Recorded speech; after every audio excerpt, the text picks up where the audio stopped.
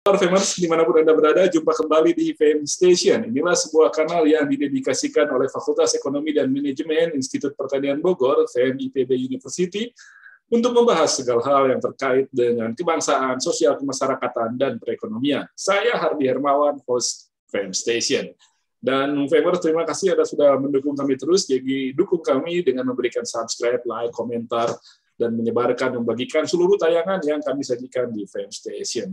Kali ini kita akan membahas tentang sebuah fenomena yang dimention khusus oleh Presiden Joko Widodo dalam beberapa waktu terakhir di pekan ketiga November 2021 ini. Dia menyatakan perlunya kita mewaspadai fenomena komoditi super cycle. Ini fenomena kabarnya terjadi beberapa kali, setidaknya 5 kali di satu abad terakhir, sejak mulai pertumbuhan industri di Amerika di awal abad ke-20, lalu kemudian setelah Perang Dunia Kedua, lalu kemudian ketika zaman bonanza minyak, dan terakhir tahun 2008 ketika tumbuhnya perekonomian Cina. Kita akan membahas tentang fenomena komoditi super cycle dan apa implikasinya untuk Indonesia bersama dengan narasumber tetap Covidonomics Fame Station, Dr. Iman Sugeng, ekonom Fame IPB. Apa kabar, Kang Iman? Alhamdulillah baik. Halo Famers sekalian, selamat malam. Ya, kita bahas komoditi super cycle. Udah cukup sering ya sebenarnya. Nah, kalau nggak, udah berkali-kali terjadi lah. Komoditi super cycle ini. Buat kita kan banyak untungnya ya.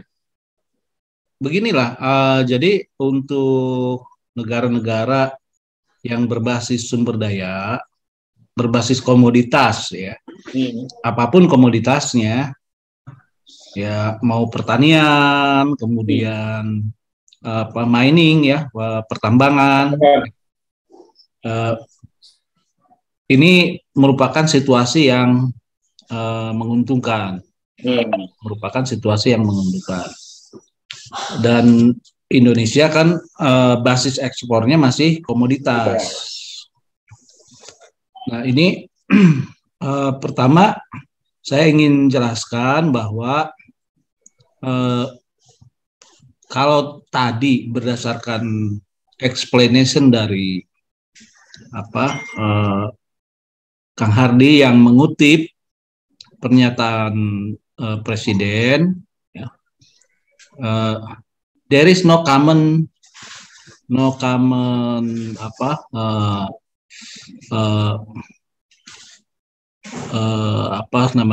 penyebabnya ya, no common causes untuk setiap cycle, kalaupun itu disebut cycle, kan gitu. Ada perang dunia, ada tapi biasanya adanya kebangkitan kekuatan ekonomi baru itu yang bikin sebenarnya yang sekarang terjadi pun kan berbeda penyebabnya dibandingkan pasca 2008. Ya, betul. Kan gitu. Dan itu pun 2008 sampai 2014, 2009 lah ya, sampai 2014 itu pun lebih berasosiasi pada membludaknya likuiditas di pasar global. Oh ya, gitu loh. betul. Dan sekarang ya terulang kembali lah kira-kira, ya kan? Karena kita atau sekarang bedanya adalah dulu cuman Amerika Serikat dan Eropa ya, Eropa Barat yang membanjiri likuiditas, ya kan gitu. Nah sekarang semua negara mengambil langkah yang sama, yaitu membanjiri likuiditas, karena kita kan semua negara ini tidak begitu paham mengenai sejauh mana krisis ekonomi yang akan diakibatkan oleh COVID-19. Ya. Karena itu kemudian dibuat defisit besar-besaran, ya kan? Untuk ukuran Indonesia kan 6-7% itu relatif besar, ya enggak? Untuk ukuran Indonesia loh, ya kan? Kalau negara lain ada yang 30%, 20%, 14%, ya kan? On average 14% lah ya. Nah ini surprisingly semua negara melakukan hal yang sama dengan cara membiayai defisit itu dengan meminjam dari bank sentral, baik secara langsung maupun tidak langsung, ya kan? Kalau di Indonesia istilahnya namanya burden sharing, ya kan? Berbagi beban, ya kan? Itu namanya. Tapi eventually sebetulnya Kementerian Keuangan pinjam uang dari bank sentral, kira-kira begitu. Dan semua negara begitu. Ya. Kenapa dilakukan langkah seperti itu? Ya kan pendapatan masyarakat, kemudian expenditure masyarakat diperkirakan waktu itu akan merosot tajam. Dan bantalan satu-satunya ya government expenditure, ya kan, government consumption and government investment, ya enggak gitu. Semua negara begitu. Dan saya duga ini merupakan overreaction, ya kan, reaksi yang terlalu berlebihan dari semua negara. Ya, kalau Indonesia sosok lah ya, nggak overreact banget gitu loh. Kan, gitu. Ya 6% lah cuma. 6% ya oke lah, ya kan gitu. Tapi itu pun dalam sejarah Indonesia mungkin yang termasuk yang terbesar. Termasuk yang terbesar lah. Artinya setelah Orde Baru lah ya. Nah, karena itu ya, karena banjir likuiditas di pasar global, maka eventually kan akan memiliki efek, ya. Efeknya terhadap apa? Satu, harga-harga aset, ya, terutama harga aset, ya, harga aset. Harga aset itu apa saja sih? Ya, mulai dari stock market, ya kan, sampai properti. Kemudian properti dan lain-lain, ya kan. Orang mulai menggeliat sekarang, ya kan. Kemudian yang kedua, alternatifnya komoditi as a spekulatif spekulatif komoditi, ya nggak? Jadi komoditi itu kan diperdagangkan juga di futures dan lain-lainnya, bisa dispekulasikan. Nah, ini akibatnya kan kemudian harga komoditas di pasar global meningkat tajam. Selain tentunya ada faktor yang mendukung terjadinya kenaikan harga ini secara fundamental, ya, yaitu breakdown atau bukan berhenti ya, jadi terinterupsinya pasokan dari negara-negara penghasil komoditas. Jadi ya seperti banyak negara kan, Indonesia juga melakukan PSBB, ya kan, sementara melakukan penghentian produksi dan lain-lain gitu. Nah, ini kan punya dampak terhadap harga komoditas. Artinya yang hendak saya katakan, bisa jadi ini adalah super cycle, ya kan, tetapi kita harus menyikapinya dengan cara yang berbeda dibandingkan pengalaman-pengalaman yang lalu. Kira-kira begitu. Kita harus menyikapinya secara berbeda berdasarkan pengalaman-pengalaman. Berbeda dari pengalaman yang lalu, artinya pengalaman yang lalu itu irrelevan. Ini ya, semuanya baru semua jadi ya. Baru gitu, baru. Nah, yang sama kan yang sama kan dengan 2008 kita hanya over liquidity di pasar global. Ya, waktu itu betul, waktu Amerika mulai melonggarkan itu. Ya, tapi sekarang kalau kita tidak bisa berpijak pada pengalaman-pengalaman yang lalu-lalu, jadi apa yang bisa kita jadikan basic untuk langkah-langkah ke depannya? Ya kan tentunya ekonomi sebagai disiplin ilmu ya, ilmu ekonomi memiliki guidance lah untuk menyikapi ini, ya kan, bahwa yang namanya siklus tentunya ada akhirnya. But we have to be very careful, ya kan, karena setiap siklus itu kan memiliki karakteristik sendiri. Dan itulah pentingnya untuk mengidentifikasi kira-kira penyebabnya apa.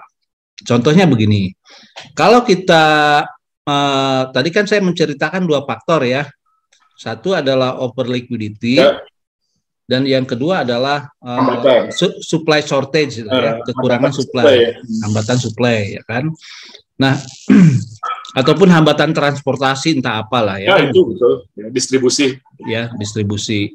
Nah, pertama kalau liquidity, ya kan, ini akan sejauh apa likuiditas itu kemudian ditarik kembali, ya enggak? Akan secepat apa? Kalau lambat, ya berarti mungkin ya, atau secara bertahap. Dan saya kira ini merupakan strategi yang pada umumnya akan diambil, ya.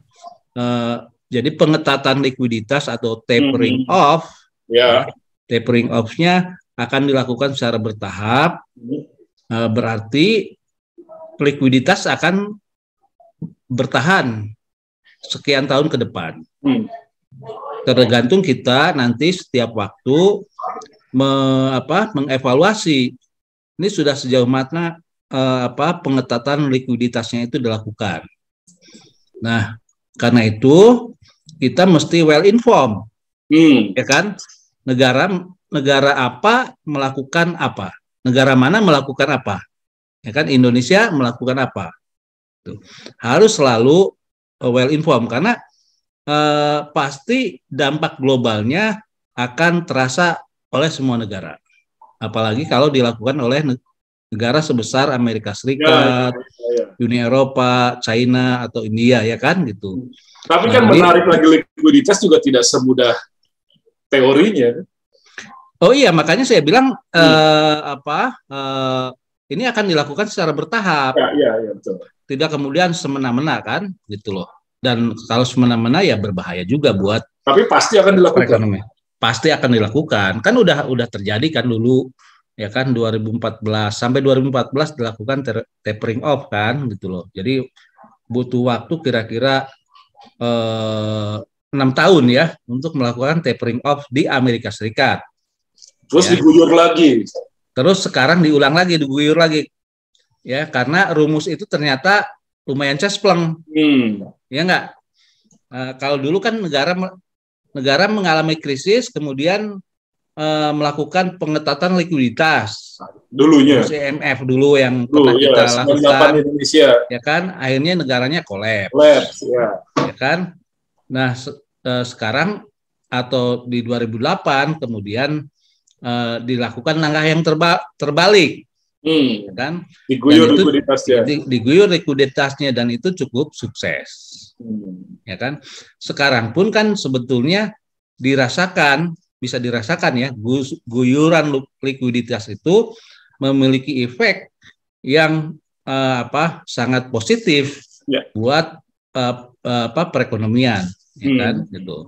Nah, sekarang pertanyaannya kan akan seberapa cepat likuiditas itu ditarik? Bukan hanya ditarik, tetapi diabsorb ya oleh bank sentral, ya, diabsorb kembali karena kalaupun tidak ada tapering off, tetap saja harus diabsorb, ya kan?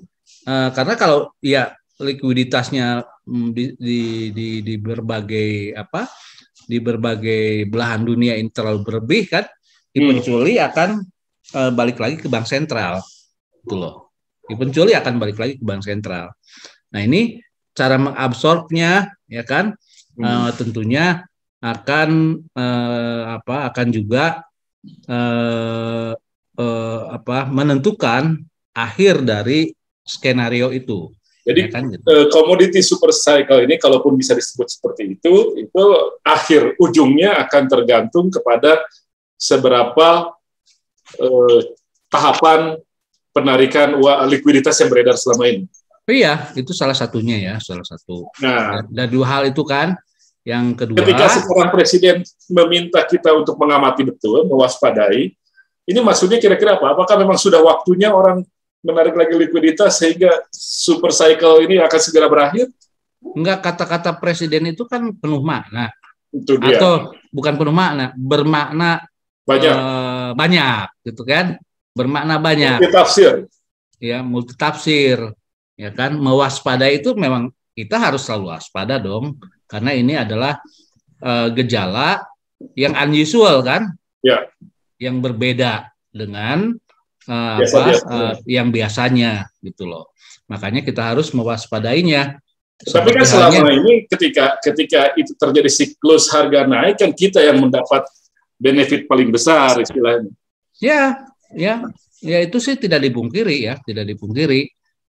Cuman kan maksudnya waspada itu tetap aja akan ada efek-efek atau apa sih namanya, dampak ya, akan ada dampak ikutan yang tentunya itu akan menciptakan dampak negatif. Contohnya adalah harga lagi naik ini. Contohnya begini, kan secara teori ini yang pernah Kang Hardi pelajari ya enggak? Kalau harga di satu sektor meledak, ya kan, perkembangan di sektor lain itu akan tertekan. Paham ya? Itu kan inti dari Dutch disease ya enggak? Inti dari Dutch disease. Nah, ini taruhlah sekarang yang sedang menggelembung adalah tradables, ya kan, tradables.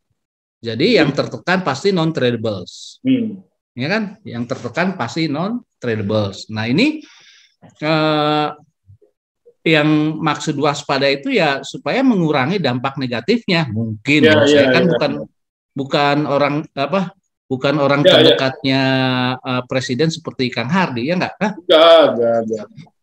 Bukan orang istana. Dan 2008 itu terjadi kan, ketika kemudian orang menilai deindustrialisasi cukup besar terjadi di Indonesia, penurunan share sektor industri manufaktur terhadap GDP sangat besar pada waktu itu seiring dengan naiknya share dari ekspor komoditas. Iya, dan gini loh, harus diakui juga bahwa pasca 2014 ya, setelah tapering off ya kan, dampak ikutannya itu kan masih terasa. Ya.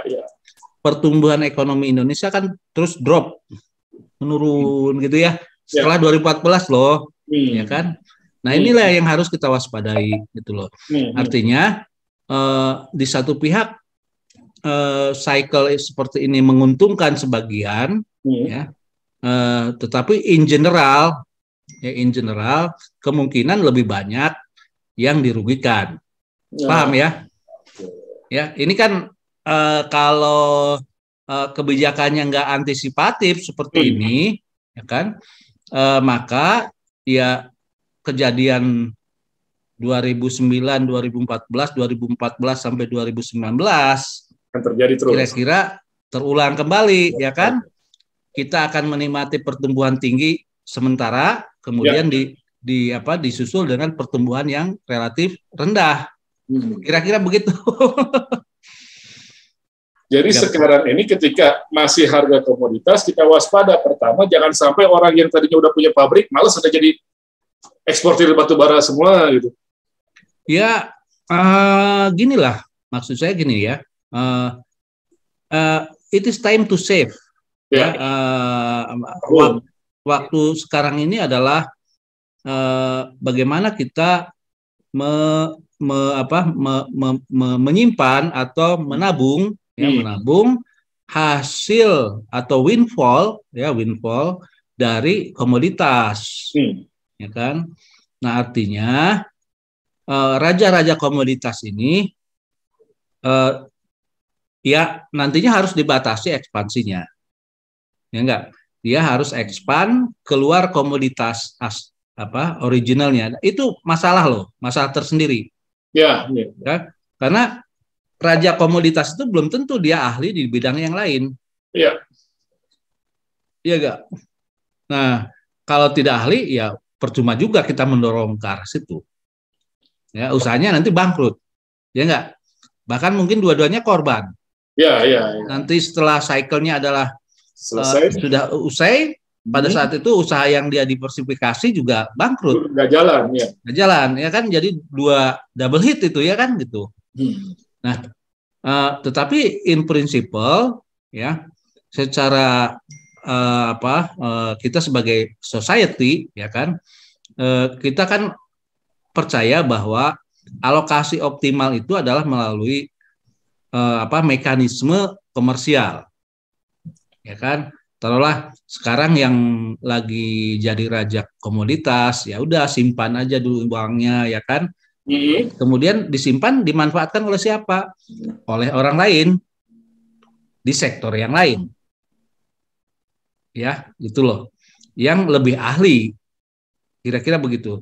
Kalau misalkan ternyata sudah jadi konglomerat dan ahli di berbagai macam bidang, ya mungkin raja-raja komoditas itu ya bisa, ya kan. Tapi pada umumnya kan akan banyak sekali OKB, ya, betul. Gitu loh. Jadi itu kalau asumsi kita cycle ini masih agak lama, di harga atas gitu. Tapi kalau misalnya udah mau selesai, ini kira-kira berapa lama menurut?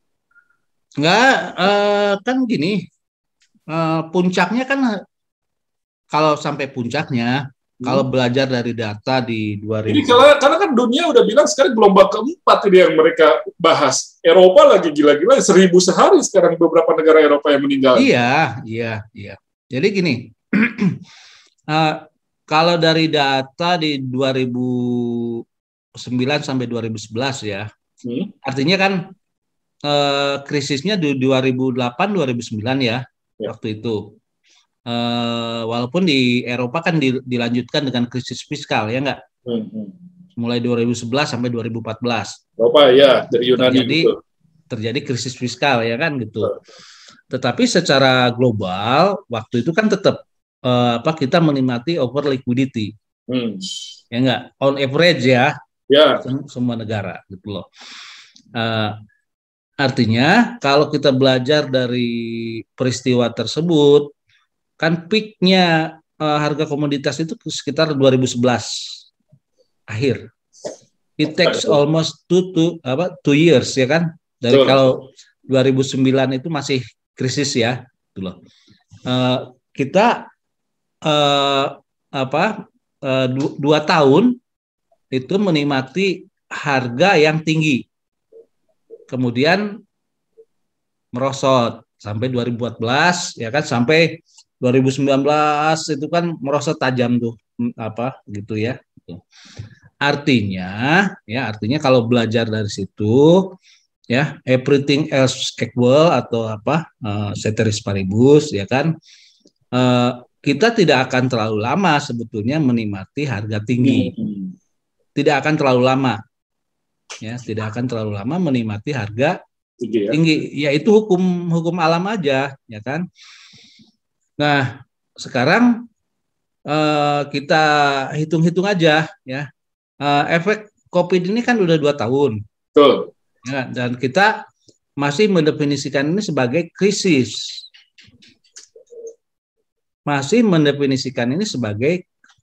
Karena ada gelombang 3, 4, 5, entah berapalah, saya nggak tahu ya. Nggak ada satu ahli pun yang bisa memperkirakan berapa gelombang, ya nggak? Ya. Karena kita berurusan dengan apa yang disebut unmanageable factor. Ya, betul. Faktor yang tidak bisa kita kendalikan, yaitu COVID-19. Kita hanya bisa beradaptasi, bukan mengendalikan loh, tapi beradaptasi. Nah, kalau ada gelombang-gelombang berikutnya, entah sampai 2024, 2025, entah, aku nggak tahu ya, gitu ya. Dan we don't know exactly ya. Nah, artinya ya, kenaikan yang sekarang terjadi itu masih digelayuti oleh ya supply side, ya. Jadi faktor supply-nya ini kan belum normal. Belum. Ya kan. Nah, kalau faktor supply-nya belum normal, ya kan, berarti kan akan terus berlangsung. ya harga tinggi ini. Ya. Itu loh.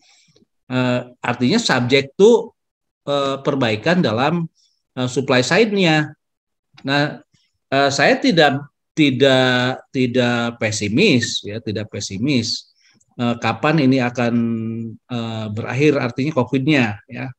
Tetapi sebagai umat manusia kan memiliki kemampuan untuk melakukan adaptasi. Gitu loh. Walaupun misalkan sekarang kan orang selalu banyak protes mengenai vaksin yang ternyata kurang efektif ya dalam melindungi penyebaran penyakit, gitu loh. Nah, ya kita kembali saja kepada aspek behavior, ya enggak? Behavior kita yang menyesuaikan dengan situasi itu. Karena teknologi ternyata belum bisa menyediakan permanent solution, ya enggak? Permanent solution. Ya sudah, yang kita sesuaikan adalah behavior kita, dan ternyata kita punya kemampuan untuk itu. Jadi tidak terlalu pesimis lah untuk itu. Oke. Okay. Cuma kalau karena behavior atau kemampuan natural kita kan biasanya waktunya agak relatif lebih lama dibanding bantuan teknologi. Jadi begini, yang hendak saya katakan adalah, ya kan,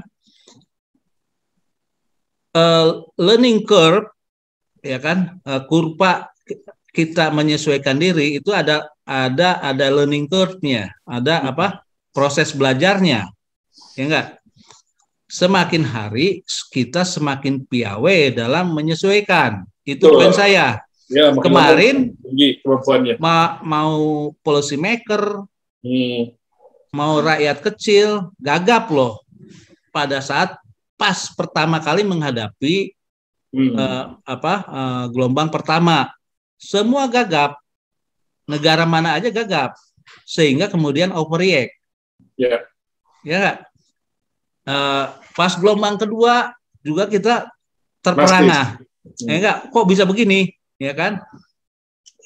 Eventually nanti kita akan melakukan adjustment sendiri, ya kan, gitu. Dan kita sekarang sudah lebih confident lah, ya, sudah lebih confident karena masyarakat juga sudah punya experience bagaimana cara menghadapi COVID-19 atau menghindari bahayanya. Kira-kira begitu. Ya, betul. Jadi artinya memang baik itu super cycle-nya ini segera usai atau masih cukup lama, Indonesia masih dihadapkan pada risiko-risiko. Nah, sejauh ini melihat antisipasi yang dilakukan sudah semacam aja, Pak Iman. Baik itu kalau misalnya ini agak lama atau ini akan segera berakhir. Enggak, saya kira enggak ada satupun yang begitu firm ya bagaimana menghadapi ini, ya kan? Kan gini loh, kalau hanya efek likuiditas, kita bisa ngerti lah. Oke. Ya enggak, kita bisa ngerti. Sekarang supply side effect yang banyak sekali kita tidak tahu. Tidak tahu itu apa? Tidak tahu bagaimana masyarakat akan menyesuaikan diri. Semua negara, kan gini hukumnya dalam pandemi ini ya. Kalau satu negara gagal, semua negara gagal. Ya. Ingat loh, sumber masalahnya berasal dari satu tempat, satu kota, atau satu provinsi. Ya enggak? Sumber masalahnya, ya enggak? Sekarang kita bicara ini sudah skala global seperti ini, ya kan? Nah, kalau satu desa gagal, satu kecamatan gagal, satu kota gagal, satu kabupaten gagal, ya kan? Satu provinsi gagal, satu negara gagal, seluruh dunia gagal. Paham ya? Nah, ini kan risiko yang harus kita hadapi seperti ini kan selain unusual, ya kan? Tetapi juga unpredictable. Ya, betul. Kemampuan kita menyesuaikan diri itulah yang kita andalkan, ya kan? Yang kita andalkan itu adalah kemampuan kita untuk menyesuaikan diri. Itu saja sih. Dan setiap negara kan memiliki kemampuan penyesuaian dirinya berbeda-beda. Beruntung masyarakat Indonesia relatifly jauh lebih kooperatif dibandingkan negara-negara lain. Dalam so far ya. selama ini, ya kan? Ke depan aku nggak tahu. Oh ya, bosan juga kadang-kadang. Ya kan, aku nggak tahu karena begitu diturunkan levelnya aja udah banjir tuh apa wisatawan dan lain keluar rumah. Desember, apapun situasinya, status kembali ke level 3. Nah, itu kan nanti ada libur Natal dan Tahun Baru, apa ada waktu ini semua kan? ke level 3, ya, apapun statusnya. Nah, jadi kira-kira, tapi kalau bisa dilihat, kan sebetulnya belum lama juga kita mengalami kenaikan. Kan ini baru di kuarter kedua 2021 mulai tren naiknya. Artinya baru 6 bulanan. Nah, masih ada waktu kalau menikmati. Kalau untuk harga komoditas, saya kira pengusaha-pengusaha komoditas kita kan sudah punya sudah punya pengalaman. Ya kan orang istilahnya pemiliknya ya hampir-hampir kira-kira sama lah antara 2008 2010 sampai sekarang. Sekarang kira-kira grupnya itu juga ya kan. Dulu pernah salah begini ya pasti inget lah, ya kan gitu.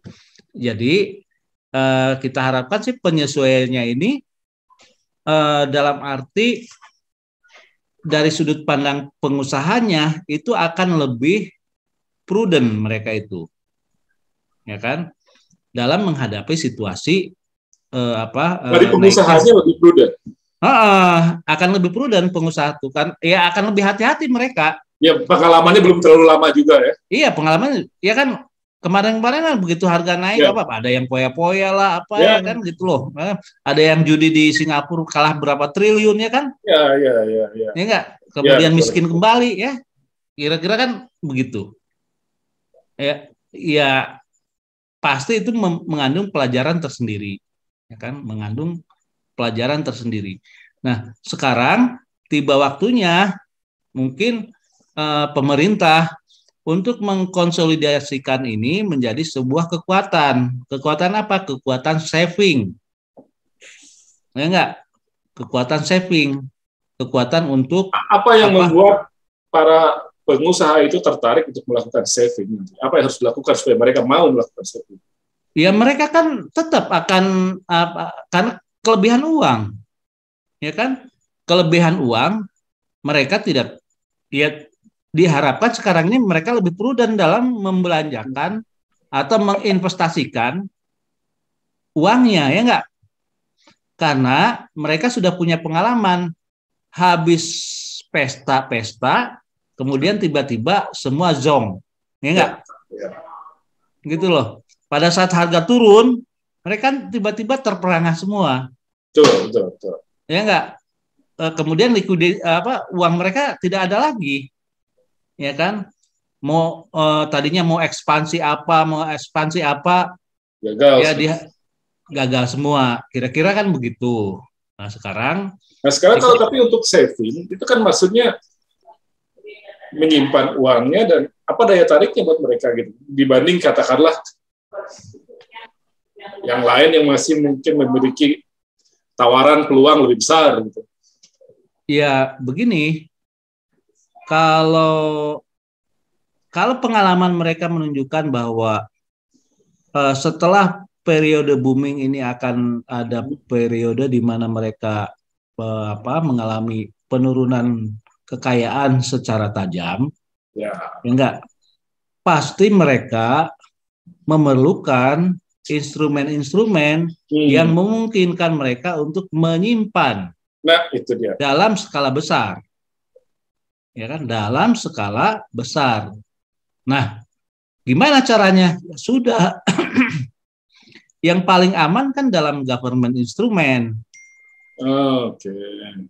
Artinya kita juga nggak usah terlalu konservatif ya. Terus sekarang ya sudah, pemerintah lagi banyak utang ya kan, terbitin utang baru lagi. Ya kan? Itu akan cukup menarik buat pengusaha-pengusaha itu melihat yield-nya itu kan nggak terlalu.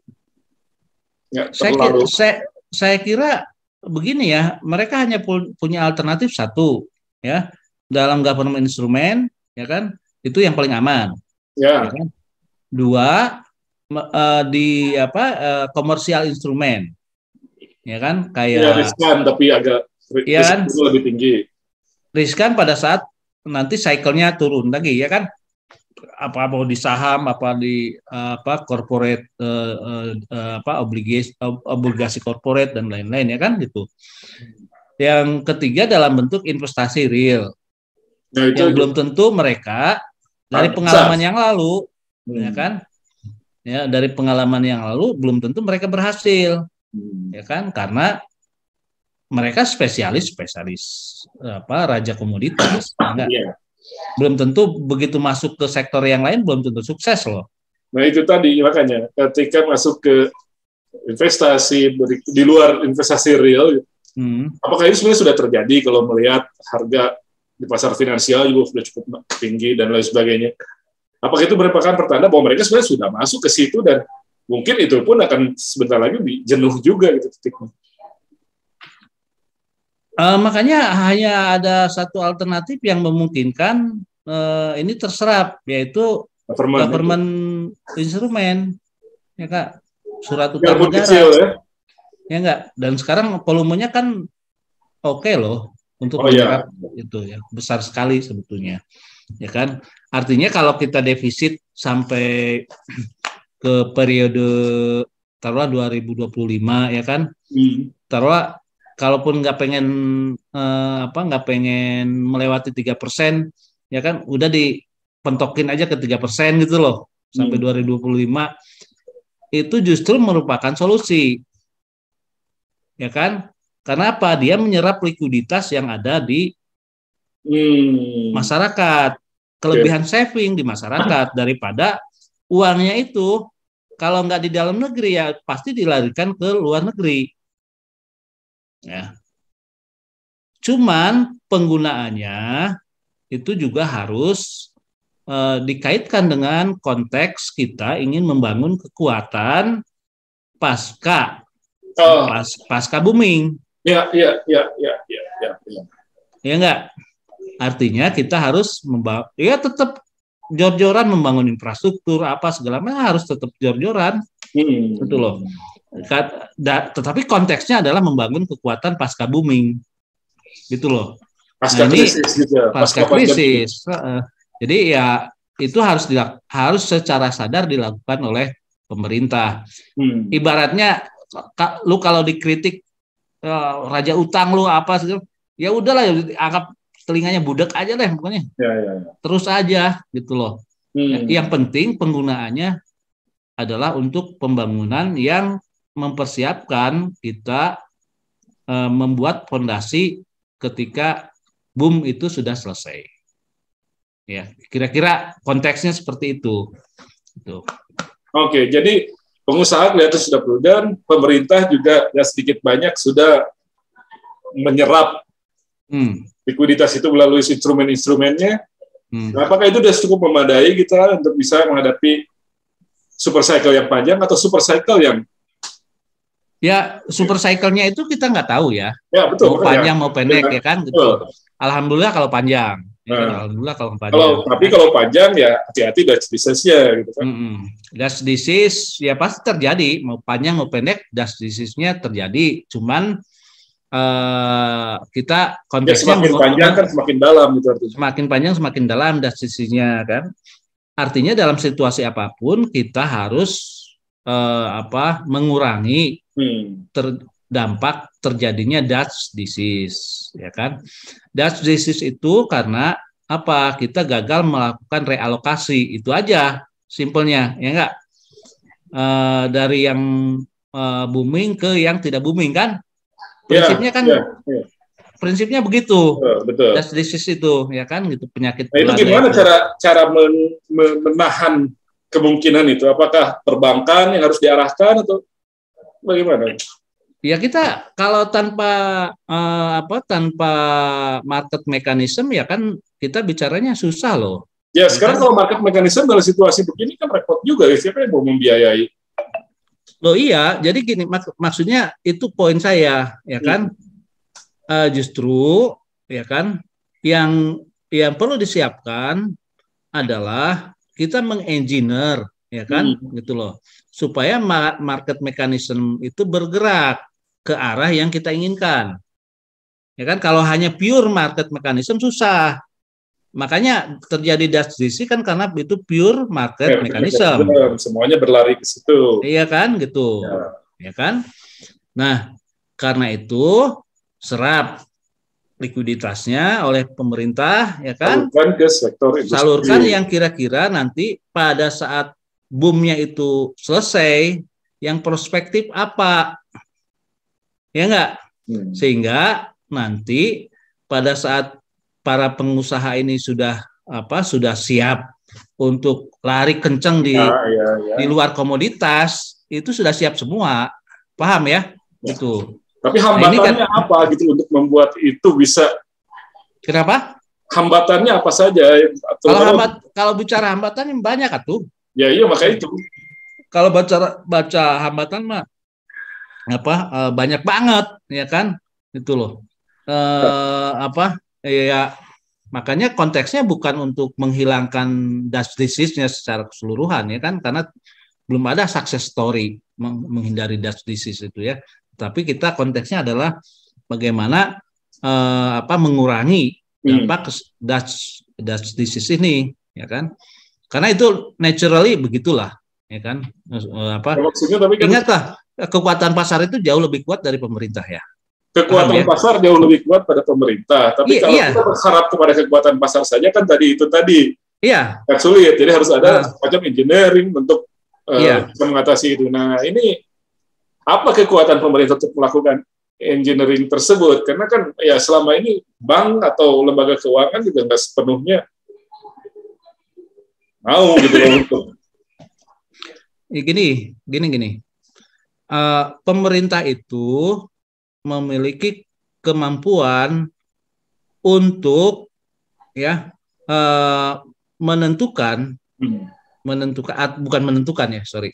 mengarahkan supaya lebih soft, ya, mengarahkan realokasi dari resources, ya. Contohnya begini, ya, kalau Anda ingin atau kita ingin supaya investasi di Papua, di NTT itu booming, ya kan ada instrumen pajak apa segala macam yang, ya kan, gitu, ya, yang kita exercise saja at best effort, ya kan. Kekurangan infrastruktur, ya udah sikat aja habis kita bangun infrastruktur best effort loh, ya. Tapi eventually kan orang bertanya, apa gunanya tuh infrastruktur di daerah-daerah kayak gitu, ya kan? Ya enggak? Sekarang lo bertanyanya. Sekarang kelihatannya tidak. Ya kan, bertanyanya sekarang karena belum ada kelihatan prospek, ya enggak. Tetapi kalau kemudian orang itu bukan tidak lagi, orang sudah kelebihan, taruhlah semua investasi kan, hampir semua investasi kalau nggak Jawa Sumatera, kalau nggak Sumatera Kalimantan, kira-kira begitu, atau Sulawesi, ya nggak, gitu loh, ya kan. Kalau dari segi regional, ya, gitu. Nah kalau investasi di Jawa udah penuh, ya kan, dan eventually akan penuh karena komoditi boom ini, ya, tetap kan duitnya berputarnya di Jawa, ya enggak. Itu harus kita akui, ya enggak. Kalau sudah penuh, ya pasti we need somewhere else, ya enggak. Dan itu perlu kita siapkan, ya kan. Makanya saya tidak begitu alergi dengan pembangunan infrastruktur jor-joran. Taruh, ya kalau Sumatera sih saya tutup mata lah, ya kan. Pasti termanfaatkan lah itu, cepat itu. Pasti cepat, pasti segera kalau itu. Ya kan. Tetapi kalau Irian, ya, NTT yang masih rumit deh kita bicara investasi di sana, ya nggak. Tetapi ingat loh, kalau kita kelebihan investment di Jawa, di Sumatera, larinya mau kemana? Paham, ya? Kan uang itu harus dialokasikan oleh pengusaha. Oke. Ya enggak? Masa akan terus bergulir di Jawa? Enggak dong, pasti dia akan dengan sendirinya tanpa kita minta akan invest di Papua, akan invest di Maluku, akan invest di NTT, ya kan? Jadi memang infrastruktur itu harus lebih dahulu dibandingkan masuknya investasi. Kira-kira teorinya kan begitu. Jadi kalaupun soal super cycle ini ya tetap antisipasi harus lebih dahulu. Iya. Apapun yang akan terjadi, skenario-nya hanya akan lama atau akan sebentar. Ya istilahnya sekarang pemerintah budak aja deh, budak kan nggak usah banyak ini ya kan gitu. Budak aja bangun infrastruktur habis-habisan di mana gitu ya. Untuk di semua tempat. Kesiapan setelah booming komoditas, setelah mungkin likuiditasnya juga mudah ditarik. Kita sudah pengalaman kan setelah 2014 itu pertumbuhan kita menurun karena gagal menyiapkan after booming. Betul. Kira message-nya begitu ya gitu. Gagal menyiapkan after booming dan bisnisnya yang kencang waktu itu. Mudah-mudahan lah paham mention Pak Jokowi soal mencermati dan mewaspadai komoditi super cycle ini, para pembantunya mudah-mudahan bisa paham, karena kalau pengusaha, Pak Iman tadi sudah mengatakan, sepertinya mereka masih ingat lah, pelajarannya belum terlalu lama. Mereka dari tiba-tiba kaya, tiba-tiba miskin lagi kan. Belum terlalu lama itu, belum 10 tahun. Masih ingat mereka, jadi harus apa, mungkin mereka lebih prudent ya, pengusaha akan seperti itu, perbankan juga akan melihat bagaimana, dan pemerintah sejauh ini ya sudah tetap dengan membangun infrastruktur dan sebagainya dan menyiapkan juga kemungkinan-kemungkinan jika ini akan berlangsung lama atau jika ini berlangsung sebentar. Oke, terima kasih Pak Iwan Suleiman atas bincang-bincang kita. Mudah-mudahan bermanfaat, dan Famers jangan lupa dukung kami terus, komen, like, subscribe, bagikan, share seluruh tayangan yang kami sajikan di Film Station. Sekali lagi terima kasih atas perhatian Anda. Saya Hardi Hermawan pamit. Sampai jumpa.